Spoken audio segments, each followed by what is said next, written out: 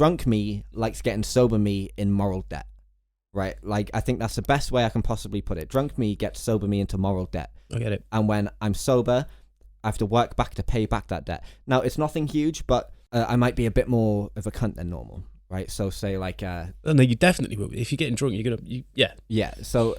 you're not going to become like more charming and debonair, are you? You're not going to become more suave. You might think you are. Yeah, but you're not. You're not. That's not the way it's turned out at all. And there's been times when, say, like I've given a doorman shit, or someone has kind of snapped at me, and I've risen to it and I've snapped back. I would never do that when I'm sober, because I think if they're having a go at me, right? Say for the doorman one, right? Even if he's being a dick, I think the guy's doing his job. He deals with drunk people and dickheads all day, trying to blag him and trying to take the piss and trying to fight him. So I'm not going to give him a hard time. Right, I'll just say, okay, my bad. I'll raise my hands. I'll apologize. I'll leave. I'll do what he says.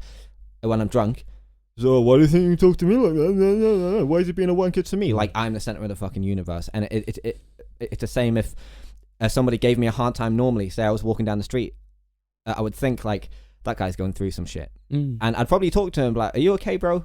Like, there's no way that you can be this upset at me. You've only just seen me. What is it? I need a hug." How can I help you? What's the matter, bro?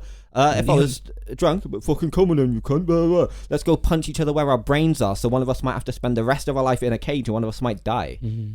Well, I mean, God, you go on and on and on about the perils of alcohol. It's like 50% of murder victims or people who are involved in a murder case are drunk, either the person murdering somebody or the person getting murdered. So they say, or the amount of people that turn up at A&E who are linked to alcohol-related injuries and stuff. Yeah, it goes on and on. It's clearly very, very bad for us. I think one of the things that helped me understand alcohol was when I started to consider what it actually is doing to you when you're consuming it. So it's poison. Obviously, if you drink too much, boom, you're dead. Like, we'll kind of know that, but we're just kind of, nah. Like, I mean, I don't know anybody growing up in Coventry who didn't have their stomach pumped at one point, right?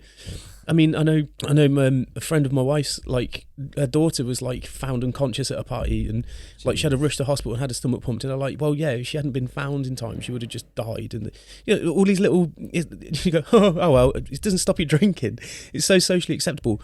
But the more you drink, basically, the more poisoned you are. So the more your brain's telling your body to start shutting down functions. It's like, we can't do all of this. Like, okay, something's got to go. We just need what we need: heart and brain. The rest of it can fuck off. Exactly. Like, Like, well, if you keep going, you end up with like getting home, unlocking the door, getting into bed, and everything else you don't remember.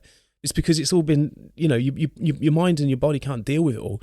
So you start to lose your social boundaries. You start to lose your sense of what's funny, what's not. Yeah. Like your sense of volume, whether it's a good idea to get into a fight with somebody because they insulted you or not. All of those things. This is why it happens to you. It's because you're poisoning yourself.